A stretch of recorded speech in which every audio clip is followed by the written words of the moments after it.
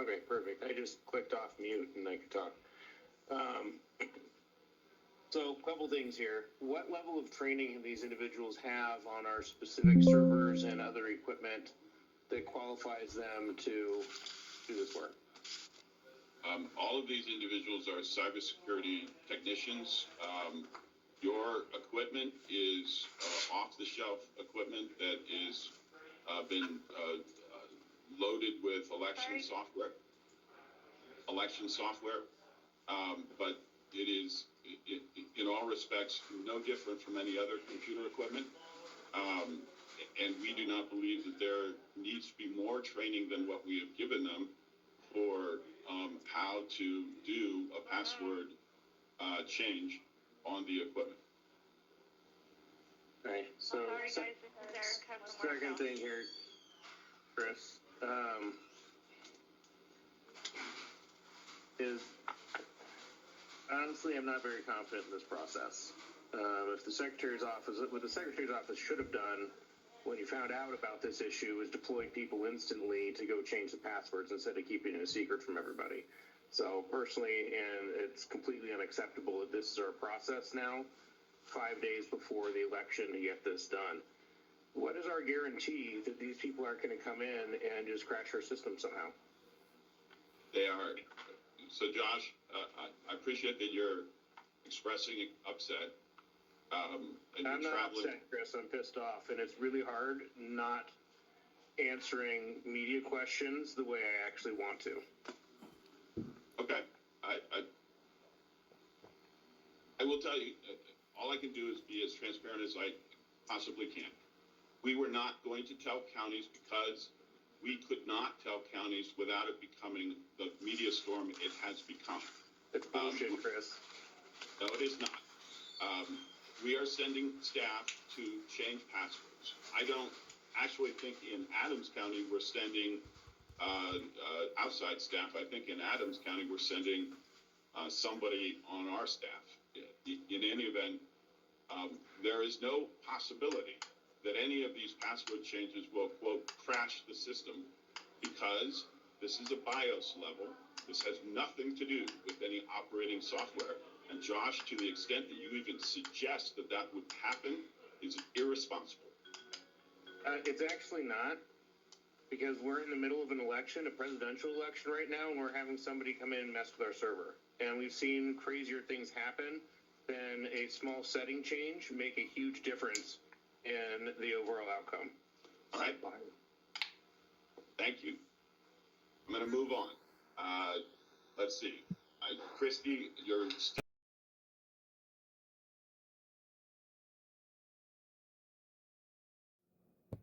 or Hillary jump onto the microphone. So, there you are, Hillary. Yeah, I don't know if there are additional details you haven't covered. I think what I would say is that you have folks coming to your office. We are going to need to change these passwords on the equipment. We are going to try and do it quickly and get out of your hair, but it does mean that when they get there, we need to take a pause and get that done so that we can move on to the next county so that we can get this done. So please be patient with folks. Some of the folks coming out may never have met a voting machine in their life. And so I appreciate all of you really partnering with us on this, as you always do. If you have any questions, please reach out to me. We are working really hard to get folks out to you, and we're working hard to get information out to you about when they will be there. I would say that even though some of, certainly the folks from Governor's Office of Information Technology and CBI, Colorado Bureau of Investigations, may never have worked on a voting system computer, they've worked on all kinds of computers. These folks are cybersecurity experts. They just need to be pointed. They have a list of, in the counties that folks are going to, they have a list of the equipment that needs to be addressed, and they have the settings that need to be checked and the passwords that need to be installed.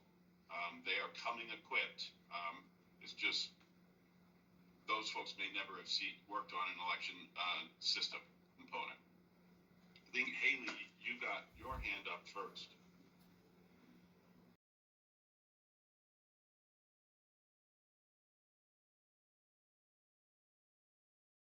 Hi, everybody. Thanks, Chris. Thank you for joining. I want to tell you a little bit about yesterday and then go through the last several days. Yesterday was a successful operation. We completed all counties with your guys' help in the state. I think the last one was, I got an alert at 12:06, so I think it was done around midnight. And every county impacted had their passwords replaced, and we verified no settings were changed as a result of the password disclosure. You know, I talked to the governor, I think today is Thursday, today's Friday. I talked to him Wednesday night. They offered support. We had 22 people helping from the state of Colorado government, from OIT and CBI, that went out with in pairs. They offered aerial and ground support, flying people all across the state, getting people to the counties. Everyone involved that was not an employee of my office, and of course there were 8 folks from my office that actually joined in on this also, that usually don't do this work. Every person was a state employee who was not from this office, a state employee, background checked, and worked in pairs. So that was successful.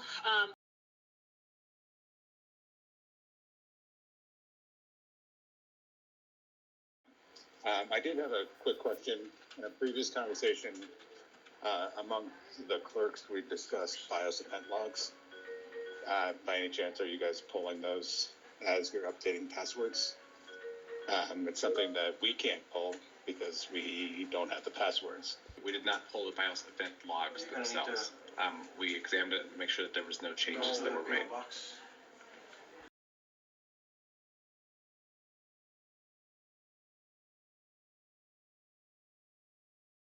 I'll take that too. Thank you. Let's see, Steve? So, Hillary, Jack, Molly, Jesse, please do not take this as anything against you guys. But down here in El Paso, the media and the citizens in particular, specifically the media, I've been dealing with an onslaught from everything here in the El Paso County area, is the secretary has lost complete credibility down here. And when, you know, Jack is talking about putting out statements and things like that, is the media is no longer going out there. They want to hear directly from their elected officials here. But just wanted to sit there and share, at least KKTV, KRDO, Fox 21, all these guys have no faith in the secretary at this point in time. But this has no, impact on you guys whatsoever. I know how hard you guys are working, but I just wanted to share is many of the media outlets here aren't even going to the secretary's website or looking at the media releases. Yeah, appreciate that heads up, Steve. I think, I got nothing in response to that except I understand, and I appreciate all of you and your partnership in getting information out there from your office that hopefully your citizens are trusting. And I guess that's all I have there. Let's see.